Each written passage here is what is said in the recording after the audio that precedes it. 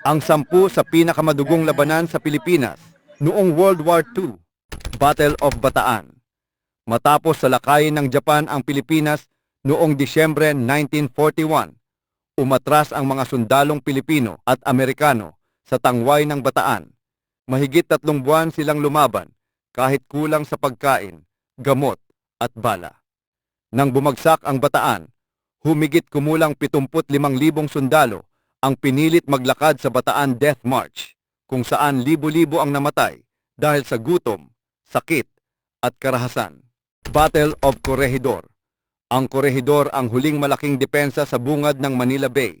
Matinding pambobomba mula sa ere at kanyon ang naranasan ng isla. Noong Mayo 1942, nakalapag ang mga sundalong Hapones at tuluyang napasuko ang depensa. Ito ang hudyat ng ganap na pananakop ng Japan sa Pilipinas. Battle of Cebu. Mahalaga ang Cebu sa pagkontrol ng gitnang Pilipinas. Nakatago ang mga Hapones sa mga burol at kuweba sa tulong ng mga gerilyang Pilipino. Napilitang umatras ang mga Hapones. Ang pagbawi sa Cebu ay nagbigay ng kontrol sa mahahalagang ruta ng supply sa Visayas. Battle of Leyte Gulf. Ito ang pinakamalaking labanan sa dagat sa buong kasaysayan. Naganap ito sa paligid ng Leyte at Samar. Halos buong natitirang hukbong dagat ng Japan ang ginamit upang pigilan ang pagbabalik ng mga alyado. Dito rin, unang ginamit ng Japan ang kamikaze attacks. Pagkatapos nito, tuluyang humina ang kapangyarihang pandagat ng Japan. Battle of Leyte. Ito ang mismong pagbabalik ng mga puwersang alyado sa lupa ng Pilipinas.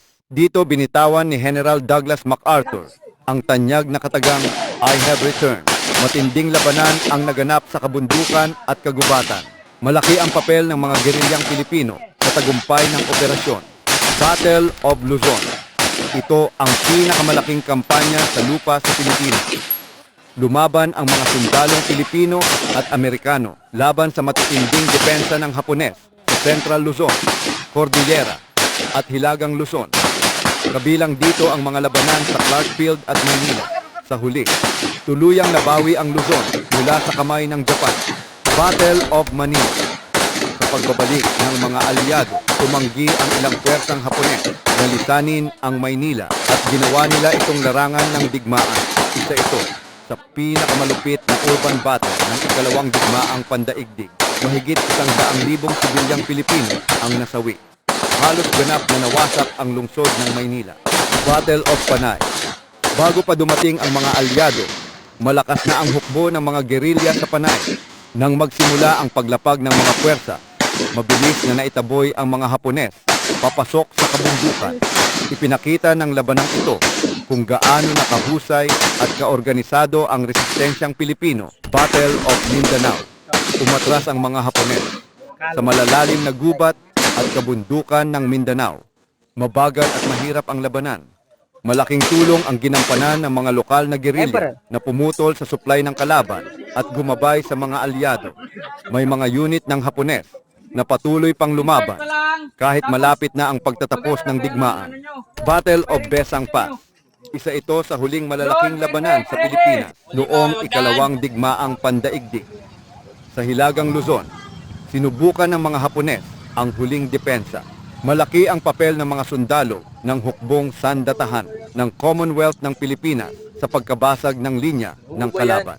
Matapos nito, halos tuluyang nawala ang organisadong puwersa ng Hapones sa Luzon. Ito ang 10 sa mga pangunahing labanan sa Pilipinas noong World War II. Dito nasubok ang tibay at katatagan ng isang bansa.